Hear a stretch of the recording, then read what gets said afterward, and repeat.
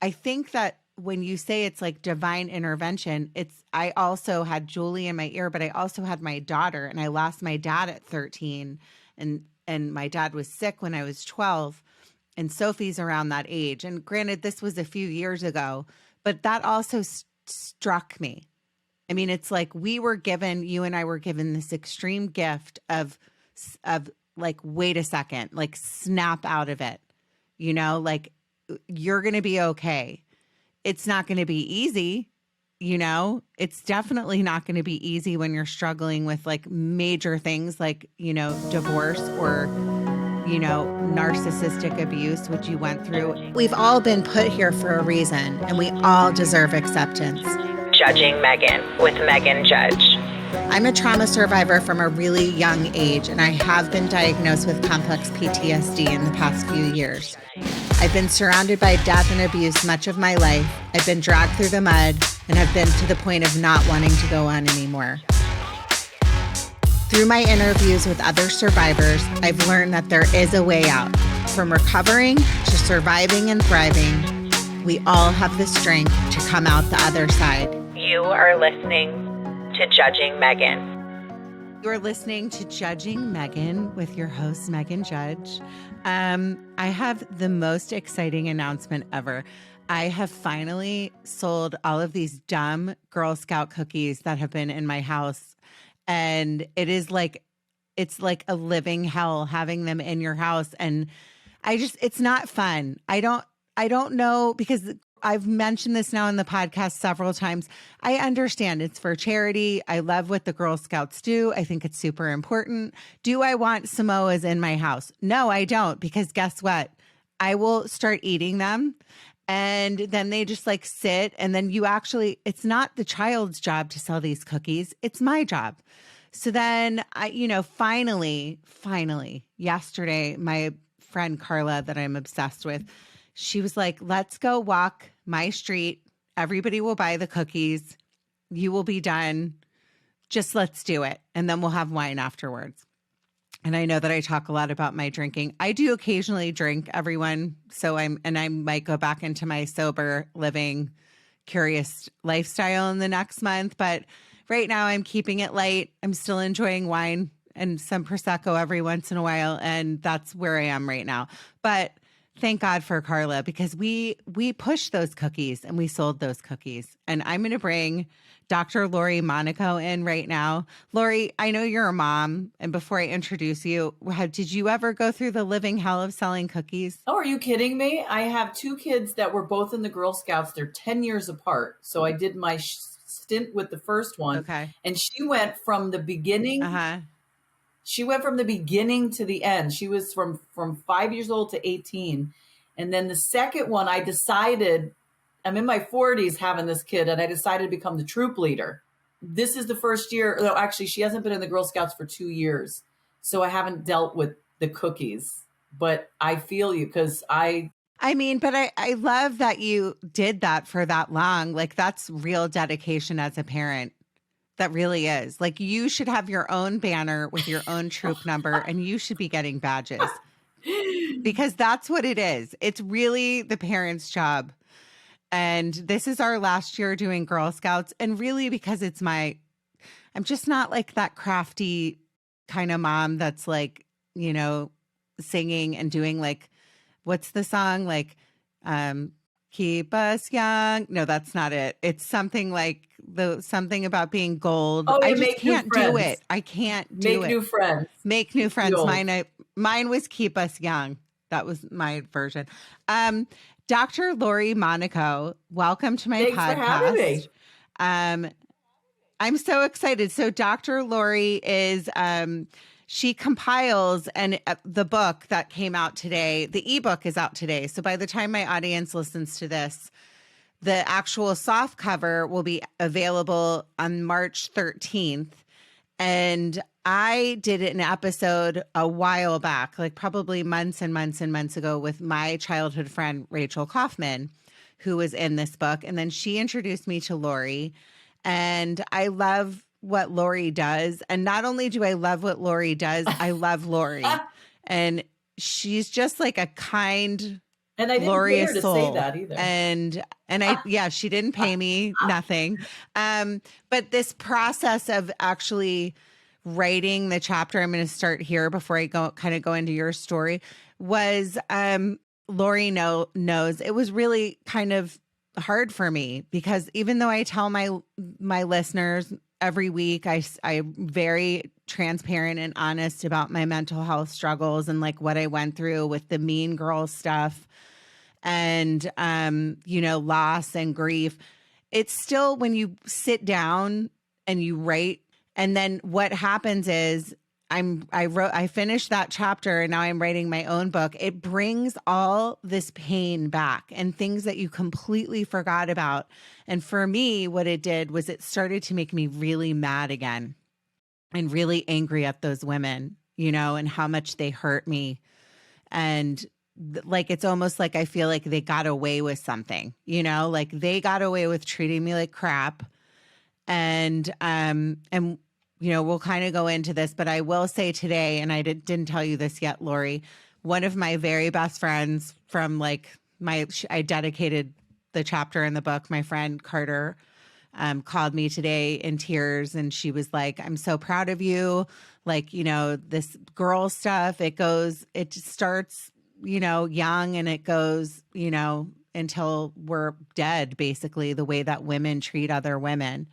And it's very unfortunate because we as women have so much power and so many fantastic things about us. Like, we're able to, if you choose or you are able to have a child, we're able to bring another human being onto the planet. So that's badass in itself.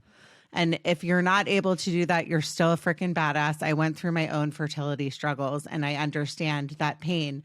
But just the ability to like be sensitive and be able to like talk about our problems and not be like men. And I adore men, but whenever I have a man on this podcast, it's kind of like there's so few of them that are like willing to step forward and be like, I went through this and let me tell you what happened to me. Whereas I have women that apply to this show like every single day, not every day, but often, very often.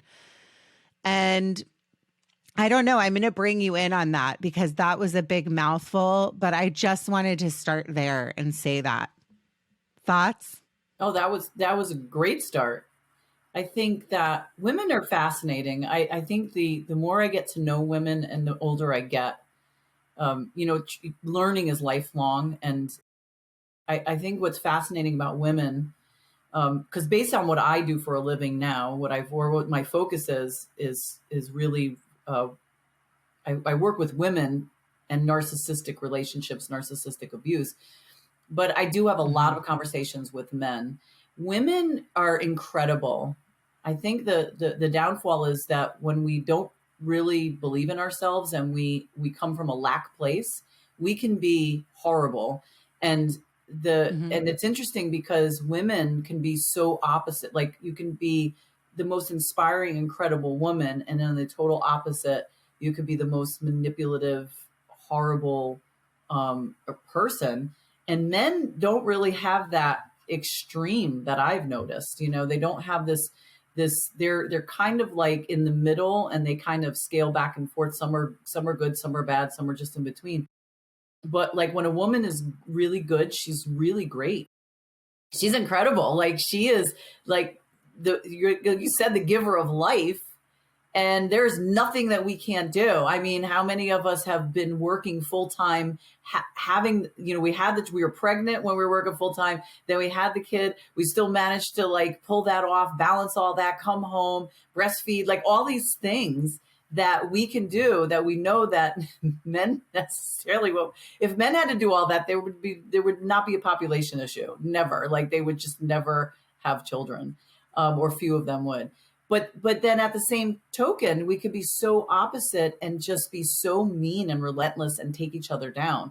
But I think that we just have to be aware of that, and then we have to own it, and then we have to decide that that's just not, how I'm going to be anymore. Like, I think that's the brilliance of what you bring to the table, because the first the way to make change happen is, number one, to become aware of it, and then acknowledge it, accept it, and then be accountable to it of your own self.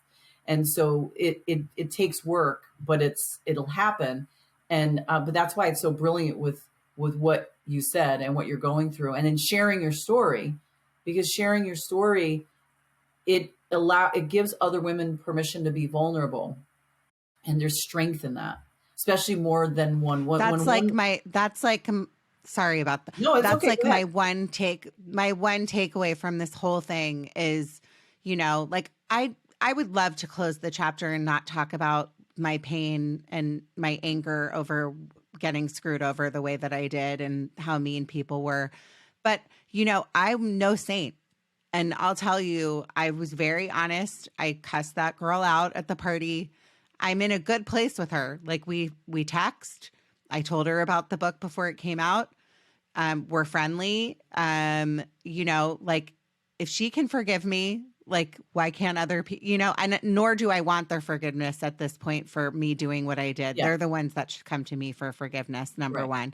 The second thing is I have not been a saint my whole life. And it started from a young age when I was bullied from like 4th to 6th grade. I've thought a lot about this, like why women are the way that they are.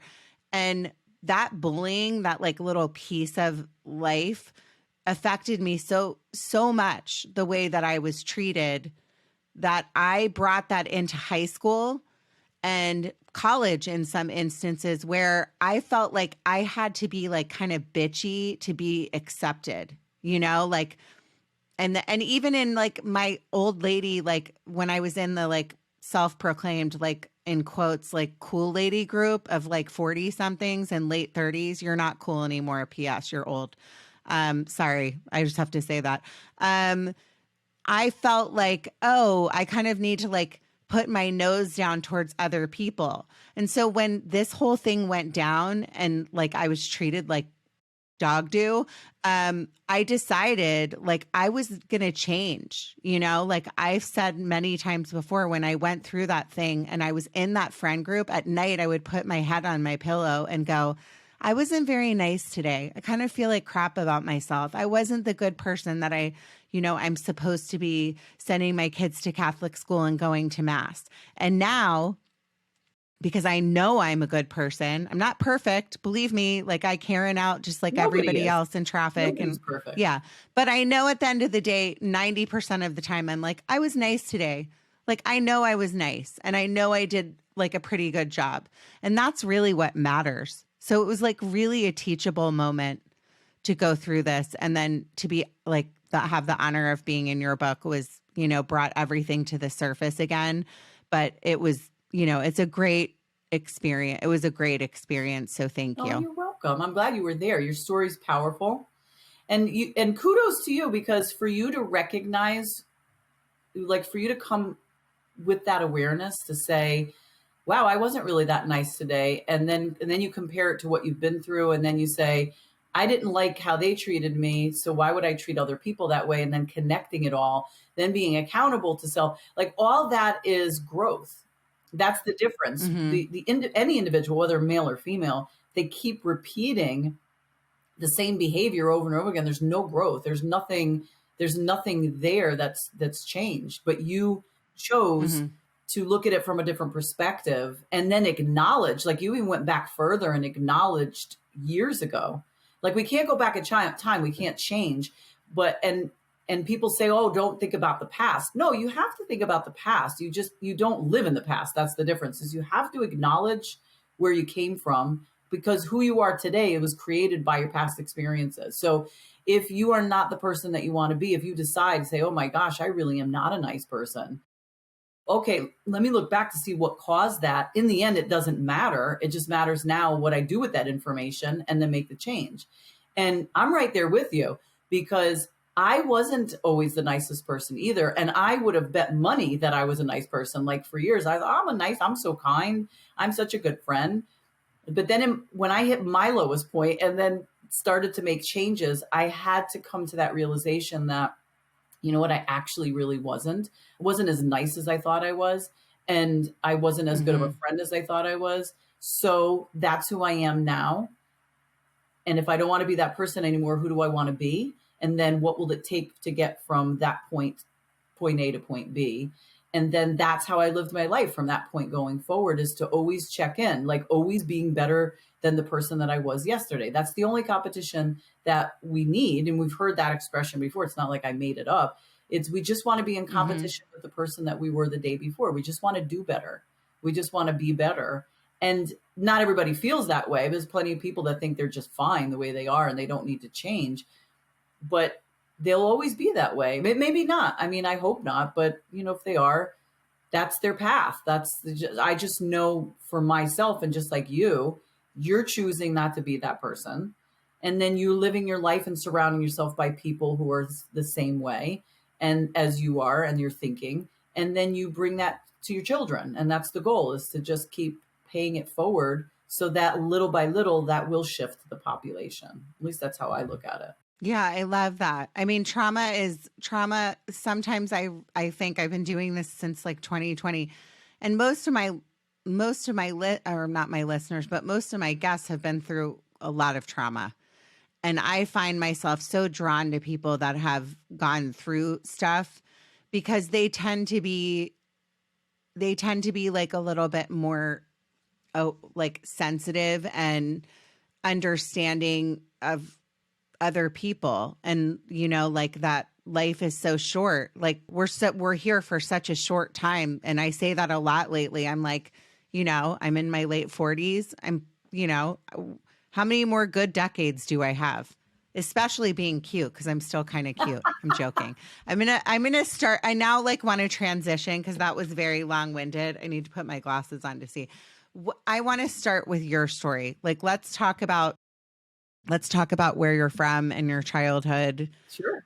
And kind of go from there, because I love hearing how everybody gets here to where they are today. Well, to end with what you said prior to this, is wounded people wound people. Bottom line. That's it. Yes. Wounded people hurt people. Yep. And if you are not willing to face those, and it's not easy. I mean, we all know this. Anybody that's gone through this, if you're not willing to do the work, then you will always stay wounded, and then you will always wound others because you want them to feel as lousy as you do. So I did not realize until I was, I'm going to start with one story, and then I'm going to go backwards. I'm going to go forward and then go backwards. Because bottom line is this: I hit my rock bottom place when I was almost 46. I was 40. I'm 53 now. I was 45 and 3/4, something like that. And my life blew up in front of me. Like my marriage, it blew up all in one day. And then within 3 weeks, it went from bad to worse, because I found out things that were going on that I was not privy to. And with that, I sunk and sunk and sunk. And I sunk into a really bad depressive episode that lasted about 6 months. And in the middle of that 6 months, 3 weeks of it, I was suicidal. And what happened was, I found out my husband had been cheating on me. I found out that we had been together for 14 years. I found out that he had been cheating on me the entire time with lots of women. And I had no idea. I had no idea. And then what was worse was, this was my second marriage. My first marriage was 8 years. The relationship lasted 8 years. And he also cheated on me. But with that one, I was young. 9 months into the marriage, to the relationship, I knew what kind of person he was. He always said he would change. I believed him. And I had said to myself, the next person I'm with, I'm not going to be with that type of person. And my second husband said to me, I'm not that guy. It's exact words. I'm not that guy, when I told him what I had been through. So I believed it. I didn't even, the power of belief is amazing. And so I just said, well, he said it, so he's not that guy. So when my life exploded, imploded, whatever way you want to look at it, after I got out of the suicidal episode, I started to realize I had to make big changes in my life, and I had to look at the common piece here. And I started to look at all my relationships, not just my marriages. I started to look at friendships. I started to look at bosses, anybody that I had a relationship that showed similar qualities to my two husbands. And it was really eye-opening for me, because I realized that I was attracting these people. I was the common denominator. Like all these people were the same exact people. The same exact person. They had the same characteristics, the same traits. But it took me another 3 years to figure out that all these relationships were narcissistic relationships. And when you have one right after another, you have got to understand that they don't just magically appear and knock you over. There has to be some sort of exposure at an early time in your life to where, especially as often as I was repeating the pattern, if it's one time, if you just happen to get into a bad relationship and they dupe you, that's one thing. But when you see it over and over decades, you have to look at it and say, okay, something had happened in my childhood that made me believe that these were healthy relationships, that these were healthy people. And so I started to do the deep dive. And that's when I discovered that I grew up in a household with a narcissistic sibling. And when I was a kid, this sibling is much older than I. It wasn't an issue because I looked up to the sibling. I thought he was the greatest thing, and he was funny and he was good to me because I was a great audience. I was a kid and I was enamored by him.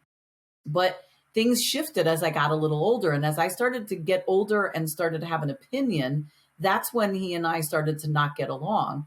That at the same time, I had a best friend that our friendship was so close that it was almost like we were dating each other. Like we weren't, but it was like that. Like I didn't have anybody else in my life. She was my best friend. I didn't date anybody throughout high school.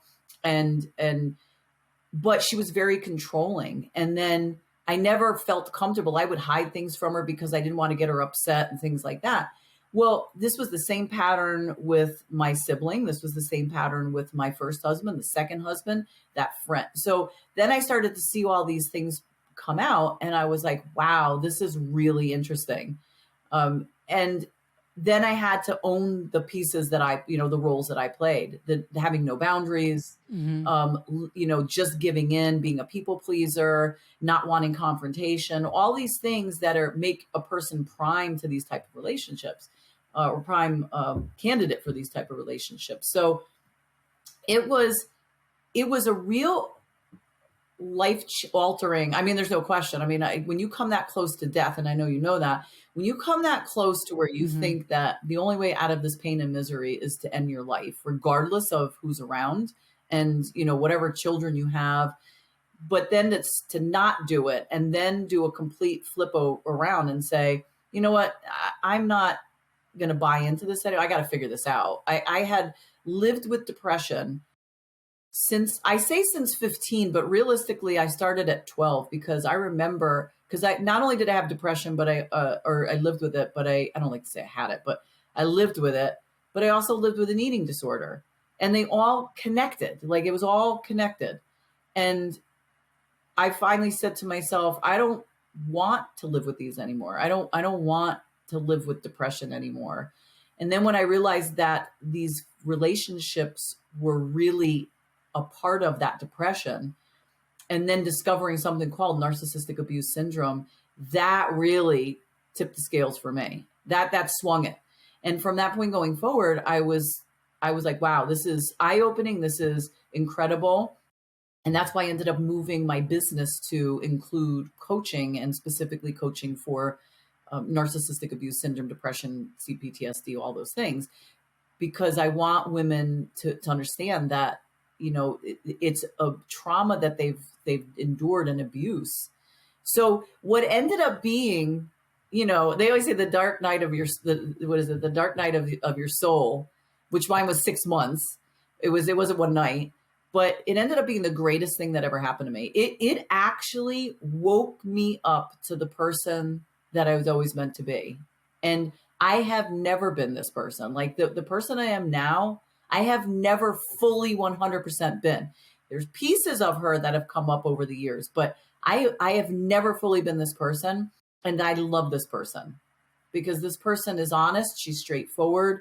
She knows she's still vulnerable, but she's not afraid to be vulnerable. And she knows that there's still growth. I still learn things every single day. none of us are perfect, but I know for sure, like I still, even as mindful as I am, because I live a mindful life, I still put my foot in my mouth sometimes. And then I own it, I'm like, spit it out. And then, okay, I got to fix this. But it's so empowering to not be afraid and to hide behind the vulnerabilities. It's just exactly what I did for my whole entire life. I was always afraid people would see my vulnerabilities because people led me to believe that they were weaknesses. And then finally to be able to stand up and say, you know what? I really don't care what you think. I would have never said that. We have such parallel experiences. Like I was never in a narcissist. Well, my stepfather was a monster. I'll go into that in my book that I'm writing, but I only had a chapter, but I kind of touched on it. I also struggled with an eating disorder for many years, and I was in full on suicide, like ideation, suicide mode for a good 6 months of my life. And I could not stop thinking about it and obsessing over it. And then it's interesting what you said about snapping out of it. Like, it's like almost like you're like, what am I doing? And it doesn't mean, like, I'm sure you can relate. I still have hard times. Like, some days I catch myself going to dark places and I'm like, why am I doing this? But when you get to a point where it's almost like we know that we had to go through these like really incredibly shitty freaking times, like to be where we are now, to be in that dark of a place, which nobody can really understand. Like, I grew up with depression and anxiety, and I was diagnosed like probably 3-4 years ago with complex PTSD. I never really understood. I didn't like obsess over like ending my life. So I was like, oh, like I'm struggling with an eating disorder, like I'm depressed, like all this stuff. But when I got so bad that I was like, I'm done. Like, I just can't do it anymore. And how do I get out of this? And then to be given the gift, which I really think is a gift, because I talk about it in that chapter, where I've always felt like my dad is far away, right? And I know we'll talk about this. You lost your dad pretty recently, but I feel like my dad just like went straight to heaven, and like he's there, and who knows what he's doing.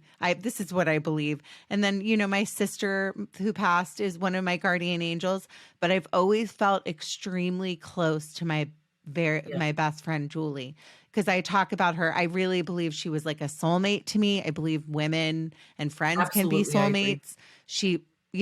She was brought onto this planet because I met her the next day after my dad passed to save me. And over that period, I really can tell you, I felt her so close to me. Often, like walking.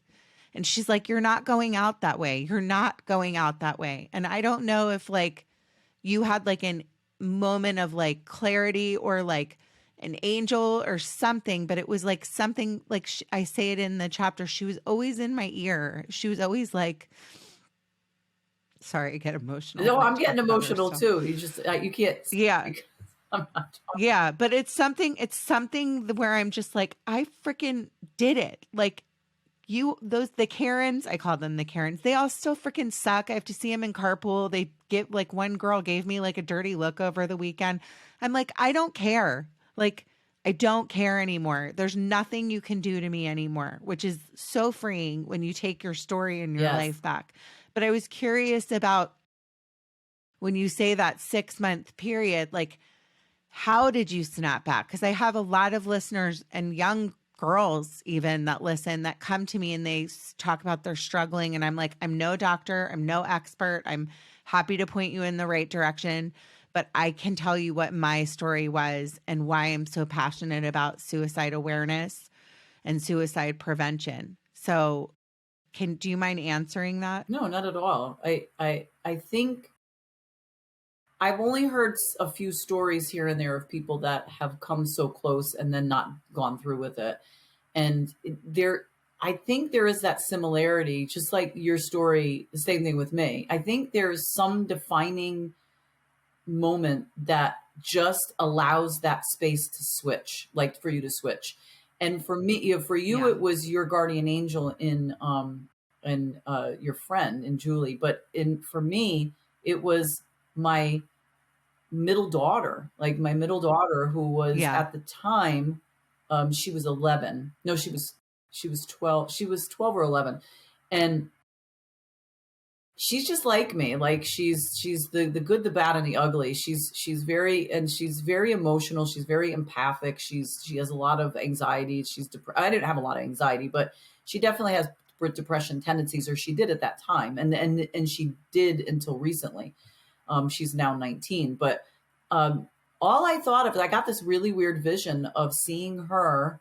You know, what would life be like without me? You know, I'm Hmm. trying not to get emotional saying this. I said this in the second, I think it was the first book, Her Badass Story. My oldest was 21, and I knew it would be hard on her, but she's strong, and I know she would have gotten past it. And then the baby was, no, actually, the oldest was 22. The baby was 2. And she would never remember me. So like I didn't have to worry about that, but it was the middle one. The middle one was going to feel the loss, not having me there. And I saw the Yeah. future. I saw what was going to happen, and she would have just done the same thing. Like I knew that if I went through with it, she would have viewed it as, well, if mom can do it, if I'm hurting that much, mom was hurting that much, she just left. She didn't care. So I can do it too. And that was enough for me. Like it was one thing to be responsible for my own life, but when I really started to look at the idea of what it would be like for the future, that was too painful for me. That was more painful than the pain and that I was having. And Yeah. I feel that it was divine intervention that put that image in my head, because I was literally in the car ready to do this. Like I was in the car ready to do Oh, this. you were that. Yeah. And Yeah.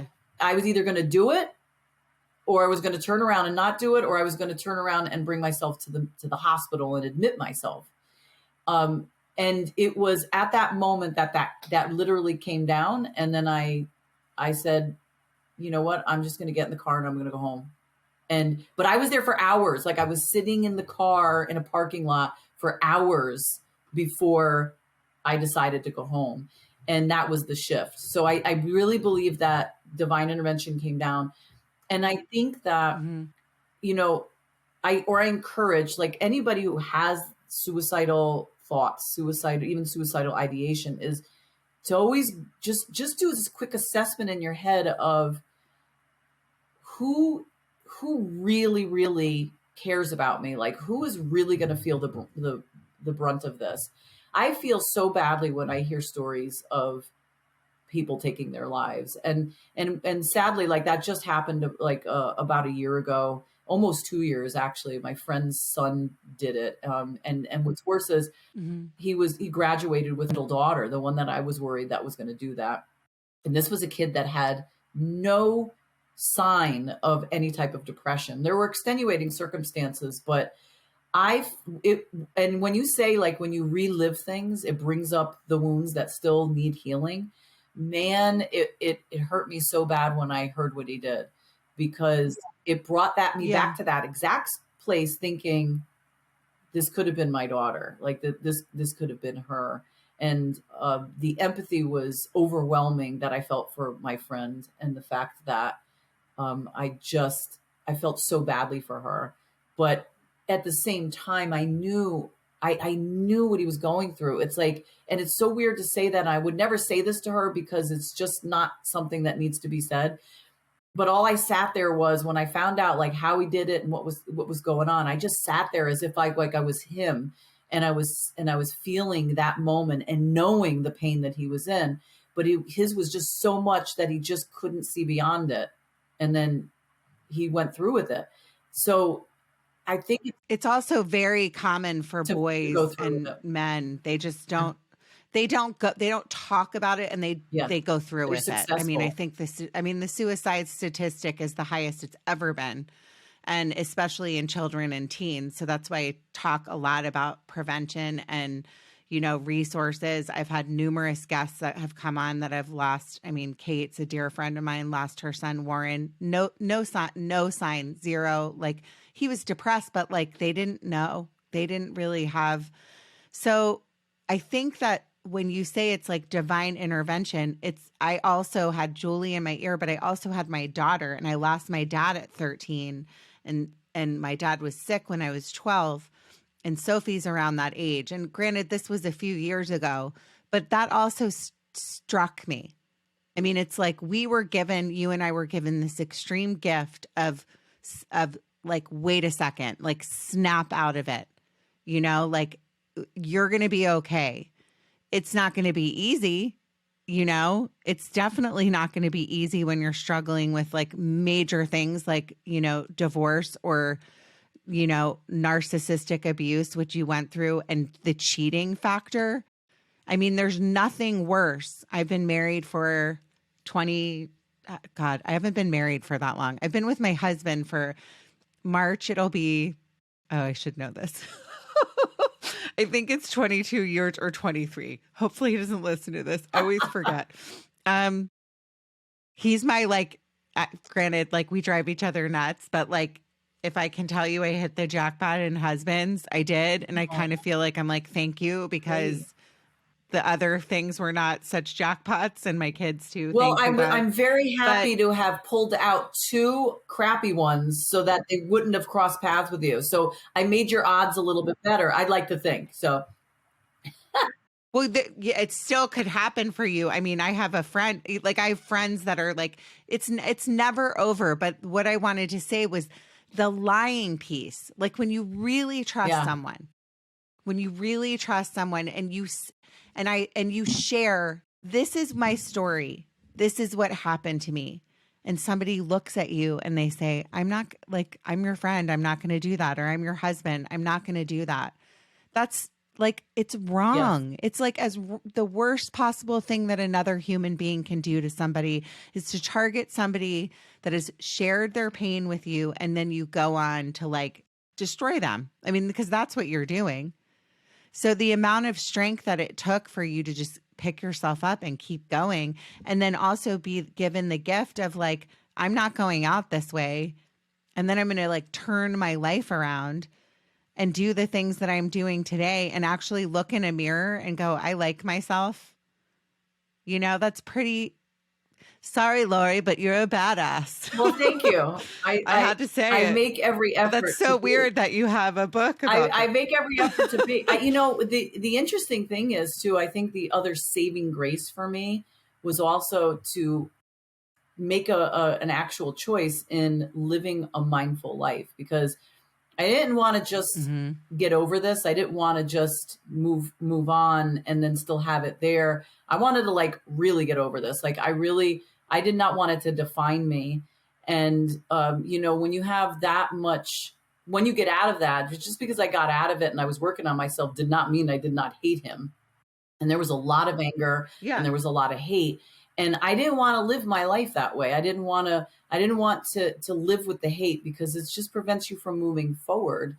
And so that added another piece of having to work on myself. And the mindfulness piece kicked in to say, you know what, I can get pissed off and I can hate him and I can say all these horrible things about him. But I had to look at it like, you know what, that's who he was. That was his path, and I'm not saying I mean, I forgave him and I forgive myself for not being, seeing it.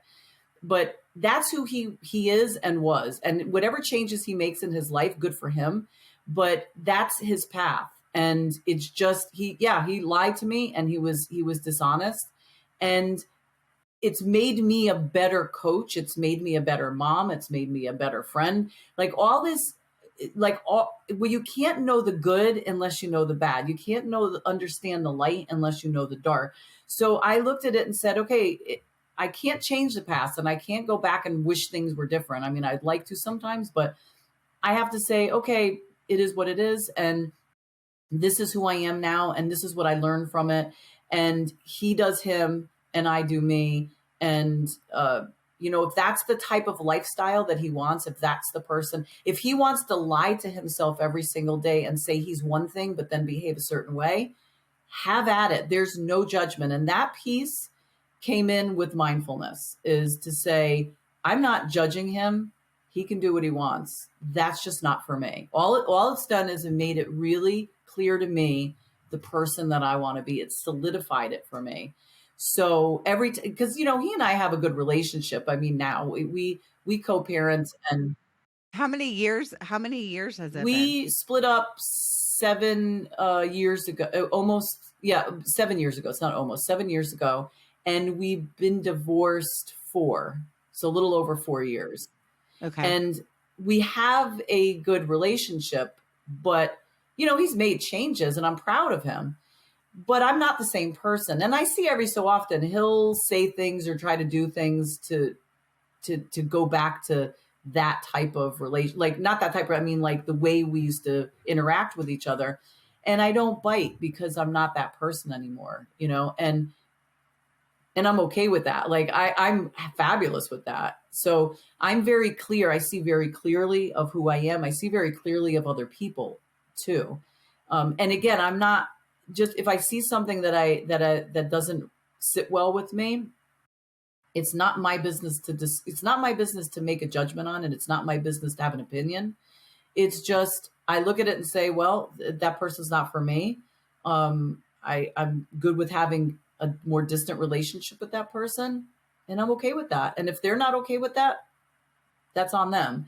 And it's just so empowering, like to have so much control and so much. The only thing I always say is, man, I wish I had this insight when I was a kid. My God only knows what I would have been doing right now if I had that insight as a child, because there would have been no stopping me. I would have never played so small.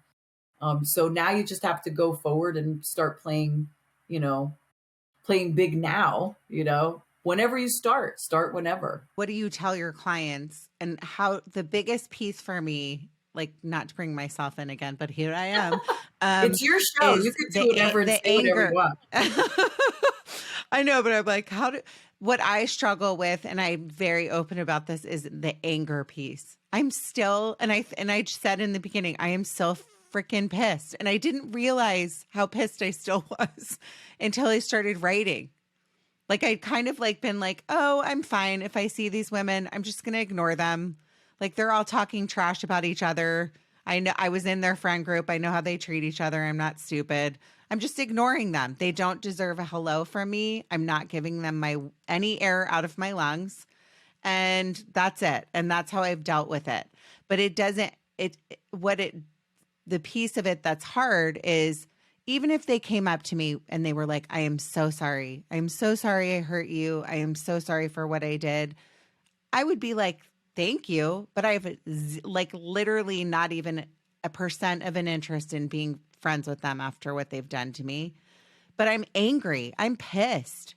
I'm pissed over the years that I lost of my life, doing dinners and going to the beach and being in a friend group with them and having my kid be best friends with one of their kids and having to explain to my kid that we're not allowed to be friends with them anymore because, the mother was like making up lies and saying that she kept trying to call me. Like just all the stuff, like just being thrown at me, and remembering, I put it in a kind of a place and I am still mad, and it is hard. Like if I have to drive by one of them, like my middle finger wants to automatically the car go wants up. to steer and I did give one of the person walking. Yeah, like literally, Oops, like I did. I think I told you this and it's not in the chapter. Not only did I cuss the poor girl out that didn't deserve it, but I also gave the one girl that is just always been a snot and not nice to me. I gave her the middle finger in carpool one day because I was so pissed. So my question to you, for selfish reasons, and maybe some of my listeners, I found over when I've been transparent, because I don't really talk about the mean girl stuff on my social media. Lately, I'm like, I'm telling it. I'm going to say whatever I have to say. Come after me. I don't care, Karen. Go for it. There's nothing you can do to me anymore. There's literally nothing.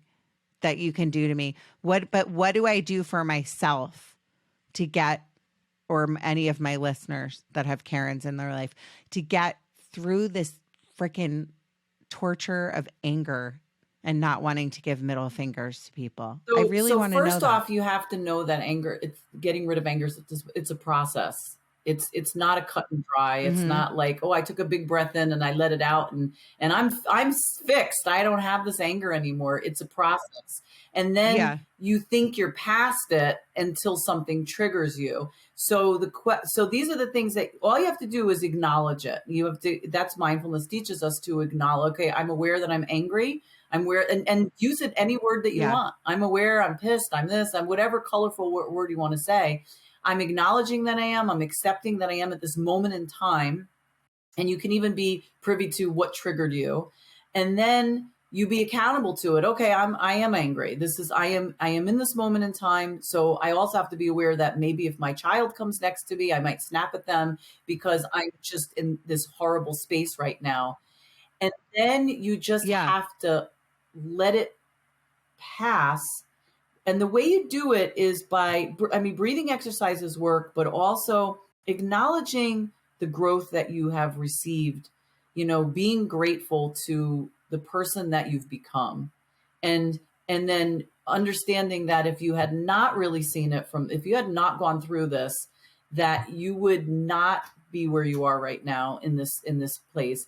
And that, it's all growth. And then little by little, this is going to shift. And you don't want to be that person anymore. That was the beauty of it, is that you said it. You're like, I saw what I was in.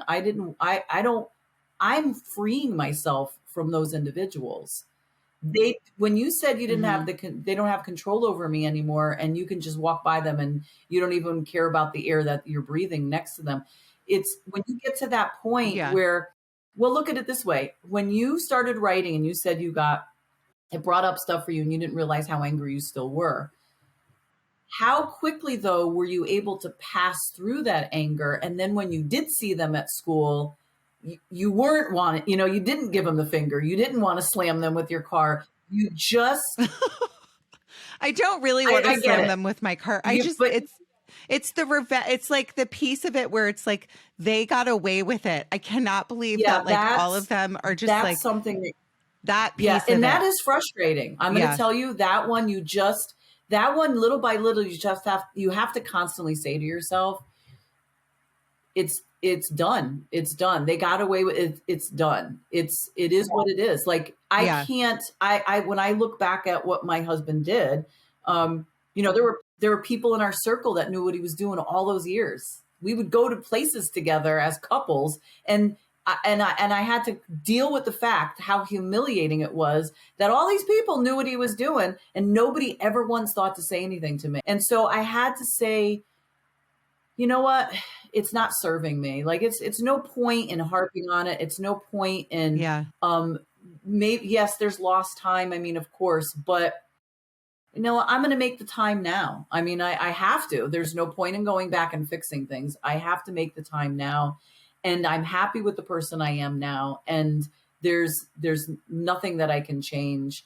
And that's it, And if people come up to me that haven't seen me in years, and then they manage to say, oh, hey, are you still with so-and-so? Because I found out, I'd be like, yep, I know all about it. I know we're not together anymore. And just even if somebody came up in a vindictive way and tried to shame me or guilt me or make me feel less than because of what I had gone through, I'm not at a place anymore because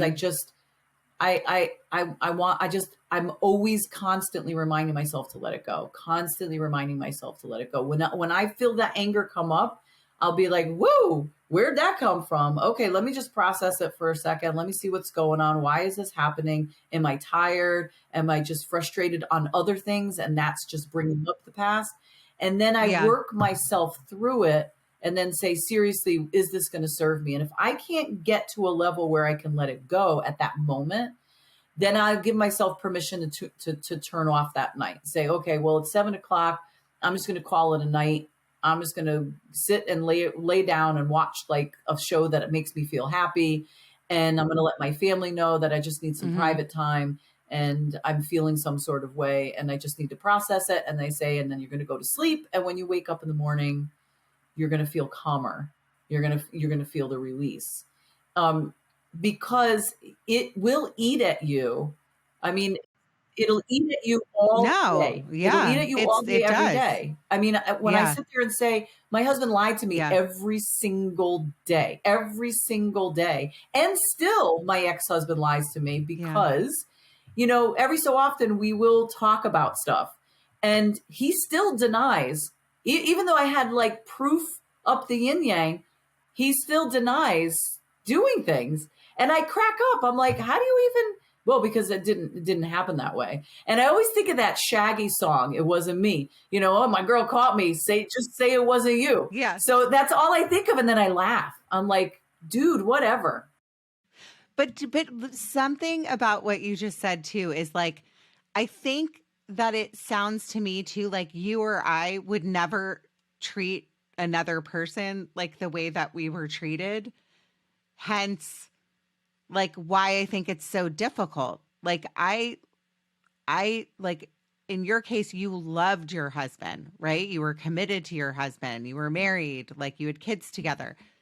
In my case, I had these friends that I loved my friends. I thought we would go out and have fun. The one that was the really toxic one, I knew was talking shit about me behind my back and, like canceling plans and doing all kinds of shit. But the rest of them, I was like, these are my friends. Like we have fun together. And then I'll be fine. But like last week, for example, like one of their husbands saw me at something and he came up into my space and hugged me and knew I didn't want him to do that. Like that's the kind of stuff I'm still dealing with. Like you have no right to come into my space and hug me. Like we're not friends. So when you say all this stuff, I'm like, yeah, like I'm 90% there. It's just the anger piece. But then it does remind me like, I have to always say to myself, this was a favor. Like I wouldn't be like doing what I'm doing every week. I didn't even know what a podcast was like before I started the podcast until my therapist, who I credit for saving my life, a lot of my life, Dr. Nay, was like, Meg, you are so creative. You're supposed to be acting again, or you're supposed to be doing something. And then I knew my friend, another Meghan that I adore, who has a podcast. And I was like, I'm going to do a podcast. I didn't know what it was, didn't know like what I was doing. Listen to my early episode. And then it just evolved. And then, writing a book, writing a chapter, becoming a speaker, having people, and I know you can relate to this, but having people come to you and on these really hard days where I have somebody come like F with me and give me a hug. I know why he did it. It was try to mess with me. I have some young girl like reaching out to me and telling me like, thank you. Like this episode was important for the following reasons. And that like really puts my anger in place. Well, there you go. See, and my like love for other humans. You're already figuring out your coping skills. And then when you look back at the guy who hugged you, look at it and say, okay, you know what? I was off my game a little bit, because if I was a little bit more vigilant, he would have never even gotten close enough to be able to get the hug in. He would have never been able to do it. Well, I was standing next to my 9-year-old too. So I wasn't going to I'm Irish and Italian, Lori, and I have a temper. And if I tell in the book, I talk about cussing that girl out, giving people middle fingers and carpool. Like if my kid wasn't sitting there, I would have been like, I would have turned right on him and said, get out of my space. Like, don't touch my physical body. You still away. In a way, you still could have, because that would have just set a precedence for your daughter to say, listen, not every touch is good and you're in control. So, but you could go back to it and just say to yourself, all right, so if this ever happens again, I know what to look for. And in the end, you said, why he did it. And all you have to do is flip it and say to yourself, you know what? You just reaffirmed to me once again how I do not want to be. That is not the person I want to be. And it's I feel sorry for you. And you know what? In the end, I'm grateful. I'm grateful that you did that. I'm grateful that you all keep proving to me more each day, each time, the person that I want to be, and definitely who I don't want to be. It's that gratitude piece. Gratitude is a really powerful entity. And you know, and if some, and listen, so is sarcasm. Don't get me wrong, because when, you know, when that happens and your anger pulls up, you can also inside your head say to yourself, thank you, thank you, thank you for doing that, because you know, you just proven to me more what a jerk you are, and I'm just going to let this go, and the anger will go away when you start doing those little tricks, because it just does it. But it's a process. It takes time, and we don't know until it happens if we're past it. Like, I still see, like, my brother is a big trigger for me, and I have to be very vigilant when he's around. And, you know, because my dad had passed away, we were seeing each other a lot. My mom, I was my part-time caregiver for my dad, and then I also assist my mom with stuff. So I would see him a lot, you know, and it's not just him, but it's also his wife. I don't like either of them, and it's just, you know what, you guys do you. I'm okay with that, but you're not the type of people I want to hang out with. Doesn't matter if we're blood related. You're just not my kind of people, and don't have an expectation of me, and don't have an opinion on me. So you do you, I'll do me, and just keep your mouth shut, you know, and I'm fine with that. I have really no problem with that. I have no ill will towards him. He's just not the person I want to be around. And after my dad passed away, and talk about this. Which was recent, it was back for in my December. listeners. Yeah, that mid-December. was what, December? I say this in my chapter, you know, dying and death are funny things, because they bring out the best and the worst in people. And there's also a lot of, you know, you're around people that you're not normally around, because, you know, that situation. So I'm not going to be a jerk and be like, I don't like you, so don't be around you can't be around Dad. That's ridiculous. So, there was a conversation that ended up ensuing between myself and his wife. And in the midst of it, it was quite eye-opening. And I left that conversation in the middle of the conversation. I actually started to get angry, and I started to really come to terms with the person that she was or is. And I was right all along. I haven't had a lot of interaction with her, but I was right all along, the kind of person that she is. And I just let her talk, because no matter what I said, she wasn't hearing it. She wasn't going to. So I just let her talk. But afterwards, I was a little annoyed. I was a little angry. I was angry at myself. I'm like, why didn't you go up and say more? Why didn't you stick up? And then I let it go. I said, you know what? Who the hell cares? Like I don't, it just reaffirmed to me. And I was so grateful. This is the part that I was grateful about. I want nothing to do with them. Like, nothing to do with her, nothing to do, because they are not the people that I want in my circle. They are not the energy that I want around there. They could be who they want to be, but I don't want them around me. And I'm so okay with it. And if they're not okay with it, that's their own stuff. I am not owning that. If they have an opinion on it, that's them. But it was so clear to me. And after that, that anger went right out. I was like, thank you for that. Thank you for, because any doubt in my mind, anything, I knew, and I learned, and I was like, that was beautiful. But I have to admit, I sat with it for like 2 to 3 hours after. Like, I was in such a bad mood, and I was so aggravated. And then I went to bed, and then that morning I woke up and I was like, wow, okay, all right then, moving forward. And, you know, it's also what you said too about like going through loss and death. It does bring out the worst in people, and the best in people as well. And family, like your blood relatives, believe me, I can tell you some stories. Just because they're blood doesn't make it like you have to force a relationship, you know? Like, and I think that especially in our culture and other cultures, it's like, this is my sibling. We are supposed to be like best friends. We are supposed to spend every Christmas together. No, you don't have to. If any human is making you feel not the way that you know you're in your happy place or how you're supposed to spend your holidays, especially if you're going through grief or loss of a parent. No matter what age you are, it's still hard, you know? Like dread my mom and I, we bicker because we're very different, but I love my mom and she's 79 and I know she's not here forever, even though she does Pilates 5 days a week and is a badass. But I can't imagine like not having my mom, and I don't care if I'm, she's around till she's 100. Loss is loss, family is family, but it doesn't mean you have to force a relationship that's not there. And I think people need to understand that it's an opportunity that you're giving yourself and a gift to be able to walk away, whether it be friendships, whether it be like not healthy and toxic familial relationships, or whether it be any kind, like a job relation, any kind of relationship. You need to like listen to your gut, right? Absolutely.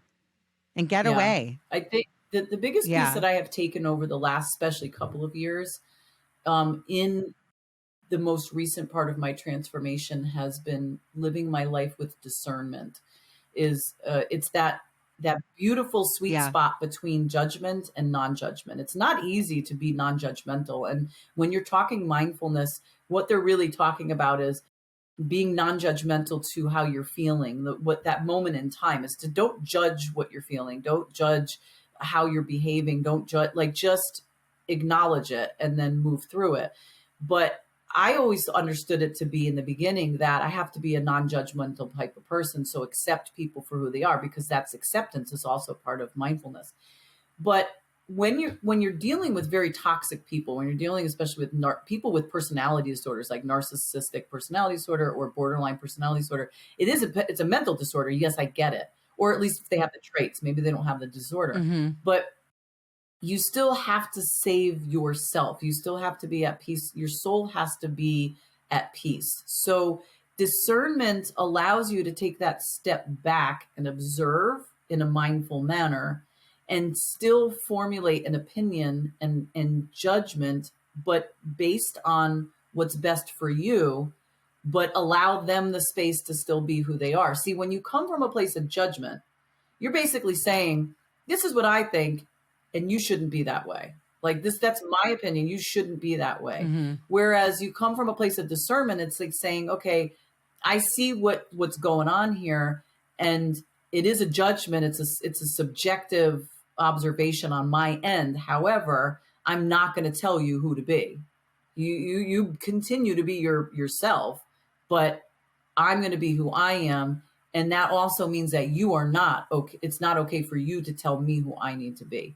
And when I understood that piece, that was really life-changing for me, because this is going to sound so cold, but just let me just say this. You were talking about if your mom passes, and I realized that I don't have feelings towards my brother. I don't hate him, but I don't, I don't really love him. I'm honored by the fact that, he was in my life. I am grateful for the contributions that he's made. I would not be in the fields that I'm in had it not been for his influence, because he was into holistic wellness. So that's what got me excited about it. And I'm so grateful to that. But the person that he is nothing for me. Like, it's just, I see the destruction that he's done. I've seen the things that the people that he's affected, and I don't agree with it. So if my brother were to pass away, I won't feel the need. I won't feel guilty. I won't feel like I have to show up because it's my brother. I've made my choice. My choice is to disconnect, and I'm okay with my choice. And that's the difference. I'm okay with my choice. I'm not angry at him. I don't hate him. I just I don't have any attachment to him. And I let him be who he is. But if I force the attachment, then I would have a problem with who he is. Then I would be vocal about who he is. Then I would be saying stuff to him. Who am I to say? He needs to do his thing. But to me, I look for that equal respect. I don't have any expectation. If I pass away first, I have no expectation that this individual should ever show up at my funeral because we have no relationship. And I would be okay with that. Would not bother me whatsoever. Yeah. Of course, I'm dead. But what I mean is it wouldn't bother me if I found out, if he had said that to me prior to, if I was dying, I'm not showing up. Okay. I wasn't upset either way. Yeah. So don't worry about it. And that, I think it's so healthy like that. I mean, I'm sure there's many people that can relate to this. that definitely, you know? that I think it's a definitely healthy will way to help with the think. anger piece is when you finally just let go and say, you know what, I don't have the attachment to you. Like I am, mindfulness teaches us non-attachment. It means that I see you, I recognize who you are, I see the things that you do, you do you, I don't have an opinion on you. I mean, I can have an opinion, but I'm not pushing my opinion on you. So there you are. That's it. We're good. We're sharing the same space, but I am not Yeah. attached to you and your emotions and your BS and your drama. But I don't want you in mine Yeah. as well. And then you just, Yeah. And I think that's important. I unfortunately have to see them, but I think the writing is really where I was like, wait a second. I thought I was getting better with some of these things and then I wasn't, but all I know is that my platform is to help other people. And if I can help like other women that are going through like mean girl grown up stuff, like Regina George graduated high school, but she's still Regina George, from Mean Girls. Like girls can be cruel. Even my mom, who's 79 and works at Chico's still one day a week, shout out Pat, she tells me drama Yes. that she goes through with women in the store. Like, you know what I'm saying? Like things need to change. People need to be kinder. We're all human. We make mistakes. It is what it is. Lori, for the sake of time, because I could talk to you all day, I want to know, tell me about the book. I can tell my listeners, but I'd rather you tell them Sure. ways to get it. it's available on Amazon. The ebook is available, and at the time of broadcast, the print book will be available as well. So you could just go to Amazon and look up Her Badass Story 3, and it's in international, so you could find it on any platform. And if you can't find it on that platform, then you could always reach out to Meghan, and we can figure out what platform is missing. I'll have some on my website too. So Yeah, you can can order definitely them on find my it on website, Amazon. too. Order it. Yeah. And then where can people follow you? Like, what's the best way for people to get in touch with you? You can find me on social media. On Facebook, I'm Dr.Lori Monaco. On Instagram, I am the Badass Buddha 1. And you could always reach me on my website, which also has connections to email and social media, which is drlorimonaco.com. Everyone, be happy by making other people happy. Thanks, Lori. Judging Meghan with Meghan Judge.